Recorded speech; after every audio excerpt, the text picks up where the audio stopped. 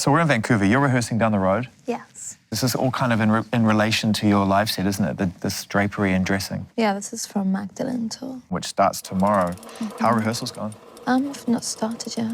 Really? My favourite motto is preparation plus opportunity equals success. Sure, I'm starting rehearsals today to refine everything, but the preparation for this tour has been like, for this, I'd say like a year long. So I'm just not stressing because I know that I know it all. Do you know what I mean? I know it's all in there. So what leads you into a place where you want to learn martial arts? I love practicing things. I love learning new things. I love learning about different cultures through a practice that's tied to that culture. I actually discovered wushu through a director called Chloe Zhao. She's Chinese and she said to me like, oh, you know, you should have a look at wushu, like with your movement and stuff. I think you'd really love it. It must keep you really in the moment. It Very does. much so. Yeah, but same with pole as well. I think that's why I like it. It's like that kind of present mind. How do you know when you're ready, when you're learning something like that?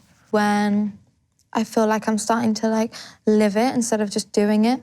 Like when I can take risks and then I know that I'm expressing myself. How important are risks to you on, you know, in the way that you move through your life? I think I'm a big risk taker.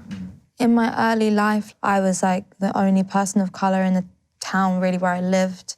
So that already puts you in a position where you are... At risk. Yeah, at risk, you know, with a, you know, working class mum, single parent. Yeah. Only black girl in the school. They're not slow clapping you down the hallway. They're not. I think like a really pivotal point for me was maybe when I was 17 or 18. And I just remember my mum like putting the TV on mute and she said to me, Talia, like you don't want a normal life. She was like, just go and see the world and travel and just use your talents. And like, I wanted to do something with my life that would bring me joy. When I listen to this album, I feel like I'm listening to you try to understand and control something that was actually pretty out of control. But I'm lucky that I get that release, you know? I feel grateful that I'm able to put my experiences and put my hardships into work. What was it like when you started making this record? How out of control was it? Pretty out of control. Yeah? You know, people say like, oh, you know, like bad things come in threes. And you're like, okay, that's like one bad thing. And then it's like another bad thing. And then like your friend will be like, yeah, but this is like the third bad thing. So you know that's it. And you're like, okay, cool. And then the 3 months goes by and then you're like, okay, like, is this like an extension of the other one or are we starting again? Yeah, totally. Yeah, it's kind of like that. It felt like that. It did feel like that. What are we talking about here? What was going on? Lots of things. I had a lot of health issues. For a long time, I didn't know why I felt so unwell. Yeah. And that was the most frustrating part, actually. And I felt like I was letting myself down. And then I started to feel like I was letting like my team down. And I don't know, I just knew that I was the only person that could get myself better. But sometimes that's good, you know? That's one thing I've learned is that I am in myself. Are you good in your own company? Yeah, I mean, I'm an only child, so yeah, I love it. You know, throughout the record, it's heartbreaking at times, writing those songs, going through that experience, putting that down. So I think to begin with, it was like I was like finding like phrases and words that kind of like shocked myself. And after I like wrote Cellophane and I was like, it's actually okay, or like Home With You, or like Thousand Eyes. Then I was like, it's okay. And then writing things after that, like Mirrored Heart or Fallen Alien, it became kind of like easier in the acceptance of myself to be able to put that on. You can't help who you fall in love with, but you went through that, right? That kind of like unmeshing. Like when you're with somebody, your lives become very entwined with like your friends and family and your routine. And then the unmeshing is like, you have to really find out, well, I had to really find out like who I was. But I've always known who I am, but it's just kind of discovering like who I was in adult crisis. I feel like I've never known myself better. You seem to be somebody who faced that adult crisis with curiosity. You didn't disappear into a black space. Well, no, not at all. I mean, as most people know, like Spike called me like 3 or 4 weeks after my operation. It was like, come to LA. I was like, okay. Wow, so that all happened really soon after. Yeah, like I think I was on set like 4 or 5 weeks after my operation. And I didn't really want to like say too much to anyone about what had happened because I didn't want to be like, oh no, like don't do it. So I kind of kept it like a secret until like the first day of the shoot. It's so mad. I know. As a fan, like we would see you in pictures and not hear you in music, which is a strange thing, isn't it? Especially for someone like you, I'd imagine, who never really sought out for that kind of attention. It really had nothing to do with me. Anyone really that was you know, into that side of it isn't really like somebody that is a follower of my music in that way. So it just felt like this different side of the world that I was suddenly exposed to that I really had no business being in.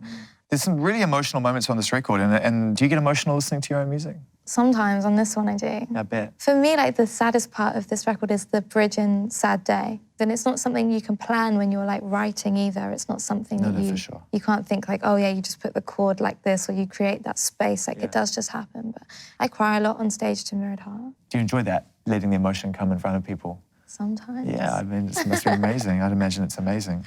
Your ideas and your creativity is like, just keep trying to find a way to manifest these ideas, right? Yeah. All the time. Yes. Is that the most fulfilling part of your life? Yes. That's the part when you're at your most happy? Oh, it's just like a big weight off my mind. I know that I've done that, and it's on record. The same way I felt about Cellophane, you know, the visual for Sad Day as well.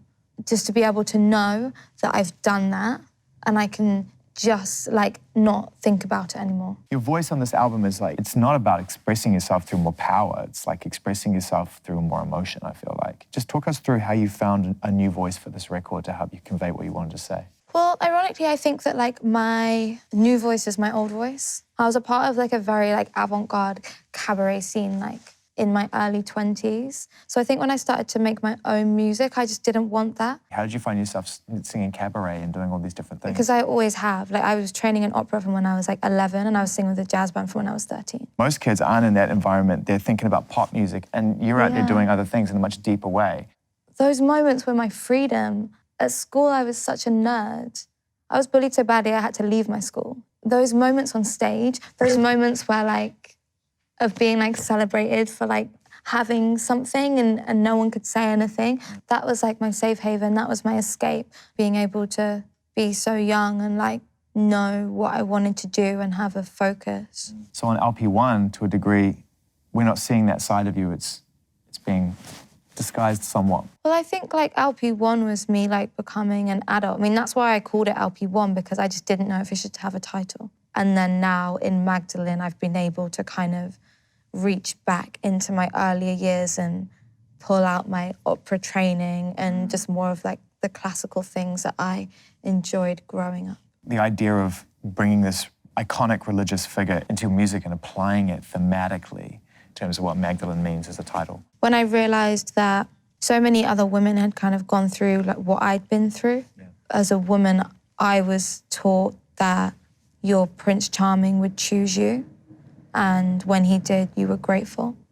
And it was more about like being chosen than you asking like, what's right for me and what do I need to be nurtured or to feel complete. For me, Magdalene is unraveling that and finding my voice without society's whispers. So what excites you now? And how is your life changing now that you're starting to pull these things out? I feel now like my time is so precious. I feel like my body is so precious. I feel like words are so precious. I just have like a newfound respect for like keeping the right temperature around me that like suits me. I feel more open, I feel softer. I feel like I giggle more.